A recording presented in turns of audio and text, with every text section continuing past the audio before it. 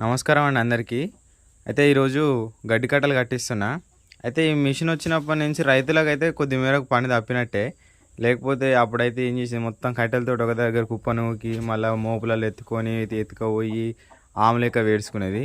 ఇప్పుడైతే మంచిగా ఈ గడ్డి కట్టలు కడుతుంది. ఆ కట్టలు తీసుకొచ్చి మంచిగా ఒకదాని మీద ఒకటి వేడ్చుకుంటే సరిపోతుంది. కొంచెం రైతులకైతే ఈ టెక్నాలజీ కొన్ని పరికరాలు రావడం వల్ల టెక్నాలజీ వల్ల కొద్ది వరకు అయితే శ్రమ అనేది తగ్గించుకుంటున్నారు.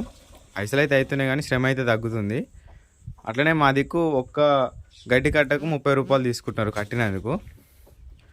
చూడండి గడ్డి కట్టలు. కట్టలు ఎన్ని 212 ఒక కట్ట ఎంత 30 రూపాయలకు ఒక కట్టనా? డైలీ ఎన్ని కట్టలు పెడతావు? నీళ్ళు మంచిగా 450 నైట్ కూడా నడుస్తుందిగా.